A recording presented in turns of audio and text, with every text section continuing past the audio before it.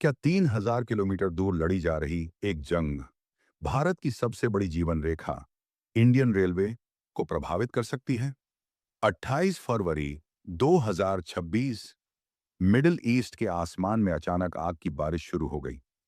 Israel और United states ने मिलकर ईरान पर शुरू किया एक विशाल सैन्य हमला, ऑपरेशन रोरिंग लायन और ऑपरेशन एपिक फ्यूरी। पहले 12 घंटों में 900 से ज्यादा एयर स्ट्राइक्स किए गए। ईरान के न्यूक्लियर फैसिलिटीज, मिसाइल बेस और मिलिट्री कमांड सेंटर्स को निशाना बनाया गया। दुनिया भर में ऑयल प्राइसेस अचानक $150 प्रति बैरल तक पहुंचने लगे और ग्लोबल इकोनॉमी हिल गई। लेकिन इस भू राजनीतिक तूफान के बीच एक सवाल सबसे बड़ा है, क्या यह युद्ध भारत तक पहुंच सकता है? और सबसे महत्वपूर्ण, इसका असर इंडियन रेलवे पर क्यों पड़ रहा है? आज हम समझेंगे इजराइल ईरान कॉन्फ्लिक्ट की असली वजह, मिडिल ईस्ट का बदलता जियोपॉलिटिकल मैप और कैसे यह युद्ध भारत की इकोनॉमी, फ्यूल प्राइसेस और रेलवे सिस्टम को प्रभावित कर रहा है।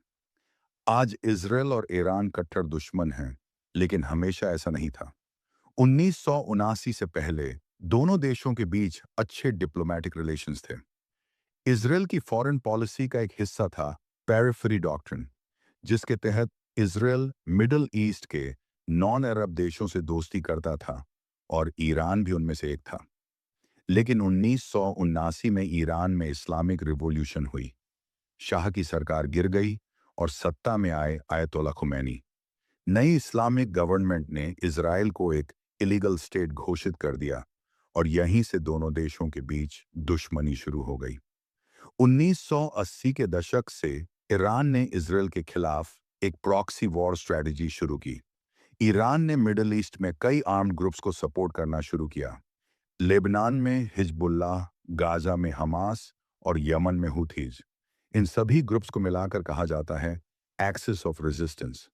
ईरान का लक्ष्य था इजराइल को चारों तरफ से घेरना, जबकि दूसरी तरफ इजराइल को सबसे बड़ा डर था ईरान के न्यूक्लियर प्रोग्राम से, जिसकी शुरुआत 1957 में हुई थी और 2002 में इसकी सीक्रेट फैसिलिटीज दुनिया के सामने आईं।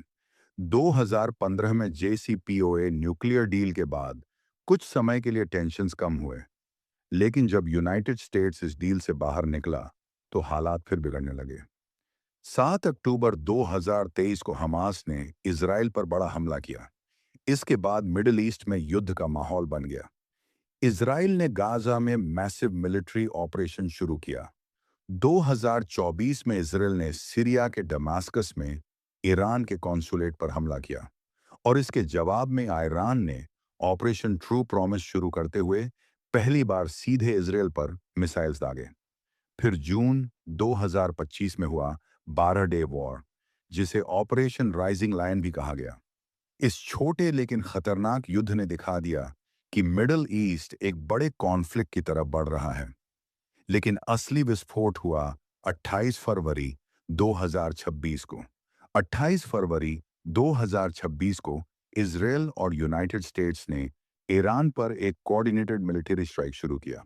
ऑपरेशन रोरिंग लायन और ऑपरेशन एपिक फ्यूरी के तहत पहले 12 घंटों में 900 से ज्यादा स्ट्राइक्स किए गए। ईरान के लगभग 80% एयर डिफेंस सिस्टम्स नष्ट हो गए। इंडियन ओशन में ईरान का मॉडर्न वॉरशिप आयरस देना डूब गया। लेकिन सबसे बड़ा झटका तब लगा जब ईरान के supreme leader Ayatollah Ali Khamenei की हत्या हो गई। इस घटना ने ईरान की पॉलिटिक्स में भूचाल ला दिया। संविधान के अनुसार एक टेम्पररी लीडरशिप काउंसिल बनाया गया, जिसमें president Masoud Pezeshkian, chief justice Gholam Hossein Mohseni Ejei और आयतोल्लाह अलरेजा आरफी शामिल थे। लेकिन वास्तविक power Islamic Revolutionary Guard Corps यानी IRGC के हाथ में चली गई और जल्द ही नया सुप्रीम लीडर बना दिया गया मुस्तबा खामनेई को, जो अली खामनेई के बेटे हैं। मोजताबा खामेनेई का आइडियोलॉजी बेहद हार्डलाइन माना जाता है और उनका साफ संदेश था वेस्ट के साथ कोई कॉम्प्रोमाइज नहीं। ईरान ने तुरंत जवाब दिया। लगभग 420 ballistic missiles Israel, US military bases, कटार और UAE की तरफ दागे गए। लेकिन ईरान का सबसे खतरनाक कदम था स्ट्रेट ऑफ हॉर्मुज को ब्लॉक करना। स्ट्रेट ऑफ हॉर्मुज दुनिया का सबसे महत्वपूर्ण ऑयल चोक पॉइंट है, जहां से हर दिन लगभग 20 मिलियन बैरल ऑयल गुजरता है, जो ग्लोबल ऑयल सप्लाई का लगभग 20% है। जैसे ही यह रास्ता बंद हुआ, ग्लोबल एनर्जी मार्केट हिल गया। ऑयल प्राइसेस 120 से $150 पर बैरल तक पहुंच गए और एलएनजी सप्लाई लगभग 20% तक गिर गई। इंडिया के लिए यह एक बड़ा संकट था, क्योंकि भारत अपनी जरूरत का लगभग 88 से 89% क्रूड ऑन ऑयल और लगभग 91% एलपीजी मिडिल ईस्ट से इंपोर्ट करता है। जब सप्लाई रुक गई, तो इंडिया में एलपीजी क्राइसिस शुरू हो गया। 10 मार्च 2026 को सरकार को इसेंशियल कमोडिटीज एक्ट लागू करना पड़ा। कमर्शियल एलपीजी सप्लाई को घटाकर सिर्फ 20% कर दिया गया और गैस सिलेंडर बुकिंग के बीच 25 दिन का गैप अनिवार्य कर दिया गया। कई रेस्टोरेंट्स और इंडस्ट्रीज प्रभावित हुए और एनर्जी क्राइसिस पूरे देश में महसूस होने लगा। लेकिन इसी संकट के बीच एक चीज ने भारत की इकोनॉमी को संभाल लिया, और वह था इंडियन रेलवे इलेक्ट्रिफिकेशन। 2026 तक इंडियन रेलवे ने अपने 99.4% ब्रॉड गेज नेटवर्क को इलेक्ट्रीफाई कर लिया। 2014 से 2025 के बीच लगभग 46,900 किलोमीटर रेलवे ट्रैक्स इलेक्ट्रीफाई किए गए। इसका सबसे बड़ा फायदा यह हुआ कि रेलवे डीजल पर निर्भर नहीं रहा। इस इलेक्ट्रिफिकेशन की वजह से भारत ने लगभग 178 करोड़ लीटर डीजल की बचत की। इलेक्ट्रिक ट्रैक्शन डीजल से लगभग 70% सस्ता है। अगर रेलवे अभी भी डीजल पर चलता, तो $150 ऑन ऑयल प्राइस भारत की इकोनॉमी को भारी नुकसान पहुंचाता। लेकिन एनर्जी क्राइसिस का असर रेलवे पर दूसरे तरीके से भी पड़ा। जब एलएनजी सप्लाई कम हुई, तो इंडिया के पावर प्लांट्स ने इलेक्ट्रिसिटी बनाने के लिए ज्यादा थर्मल कोल का इस्तेमाल करना शुरू किया। कोल इंडिया ने प्रोडक्शन बढ़ाया। गेवरा, दिपका और कुसमुंदा जैसे बड़े माइंस से तेजी से कोल निकाला जाने लगा। लेकिन इस कोल को पावर प्लांट्स तक पहुंचाने का काम था इंडियन रेलवे का। रेलवे ने मैसिव फ्रेट ऑपरेशन शुरू किया।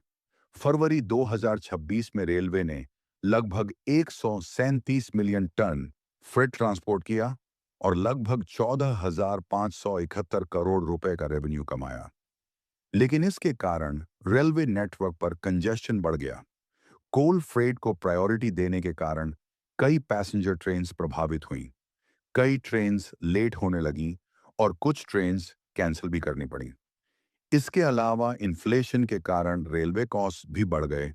मेंटेनेंस, इलेक्ट्रिसिटी और लेबर सभी महंगे हो गए। इन खर्चों को संतुलित करने के लिए रेलवे को पैसेंजर फेयर्स में मामूली बढ़ोतरी करनी पड़ी।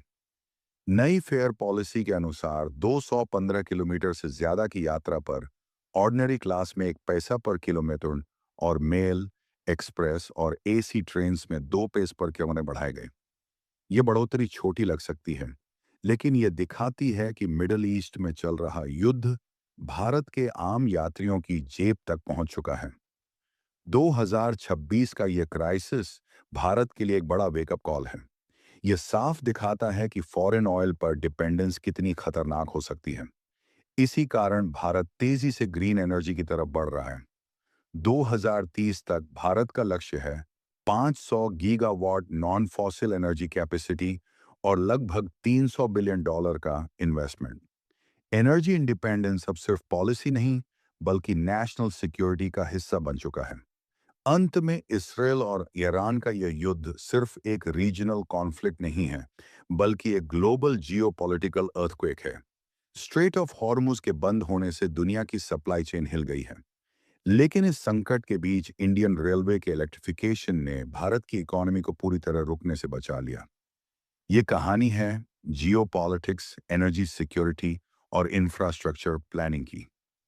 अगर आपको ये डॉक्यूमेंट्री इंफॉर्मेटिव लगी हो, तो वीडियो को लाइक करें, चैनल को सब्सक्राइब करें और कमेंट में बताएं कि क्या आपको लगता है कि इंडिया फ्यूचर एनर्जी क्राइसिस के लिए पूरी तरह तैयार है। धन्यवाद।